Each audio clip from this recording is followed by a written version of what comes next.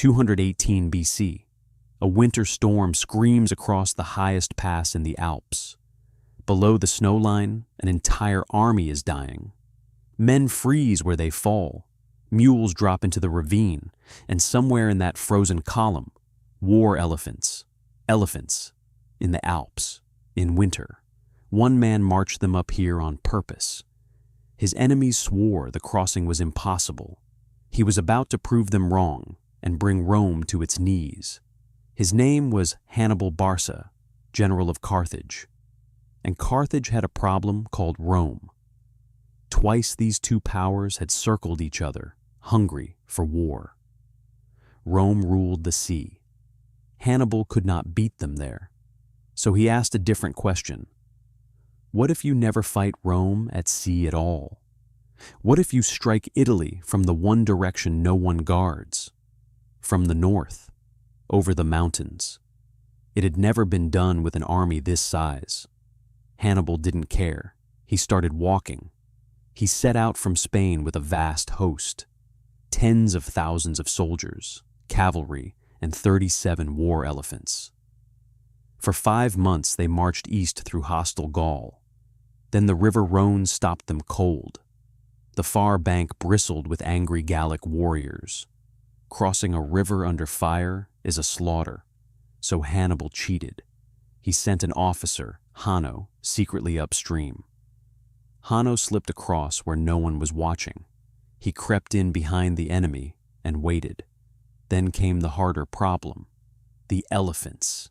You cannot ask an elephant to swim a freezing river, so they built enormous rafts piled with earth to look like solid ground. The animals walked aboard and were floated across. On the far bank, smoke rose. Hanno's signal. The Gauls spun to fight and were crushed from behind. The Rhône was theirs. But the Rhône was the easy part. Ahead rose a wall of rock and ice. The Alps. No maps, no roads, just a goat track climbing into the clouds. And the mountains were not empty. Tribesmen watched from the heights, the Allobroges. They knew every ledge, every perfect place for an ambush. By day, they let the column pass. By night, they rained down boulders and arrows. The path was barely wide enough for one man. A single shove, and soldiers fell screaming into the gorge. Horses panicked. Pack animals slipped from the edge. Every mile up the mountain cost him lives, and it was only getting colder. Then they reached the summit pass. Behind them, the climb. Ahead, somehow worse. The descent was steeper, slick with fresh snow. Men lost their footing and could not stop. Then the whole column slammed to a halt. A landslide had erased the path completely. An army trapped on a cliff, with no way down. Legend says Hannibal's men lit huge fires against the rock, then poured vinegar on the scorching stone to crack it open. Most historians doubt that story, but something cleared the path, and they pushed on. Frostbite, starvation, pure exhaustion. The mountains were eating his army alive. After about 15 days, the ground finally leveled out. They had crossed the Alps, but look at what was left of them. He had entered the mountains with around 40,000 men. Nearly half of them were gone. Of the elephants, only a handful still breathed. Most of those would die in the coming winter. His men were starving, frostbitten, broken. By any measure, the campaign should have been over. Rome was certain that it was. That was Rome's mistake.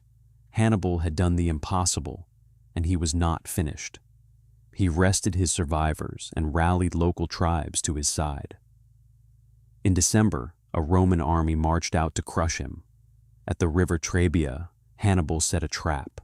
His cavalry baited the Romans across the icy water, cold, hungry, soaked to the bone. Then his brother Mago struck from hiding behind their lines. The Roman army simply shattered. The man who could not cross the Alps had just humiliated Rome. For years, Hannibal would roam Italy, undefeated in the field. And yet, he never took the city of Rome itself. In the end, Carthage lost the war. But the world never forgot how he began it. An impossible march, over an impossible mountain, with elephants. 2,000 years later, we still ask the same question. How on earth did he actually do it? And maybe that is the whole point. Hannibal didn't win the war. He won immortality.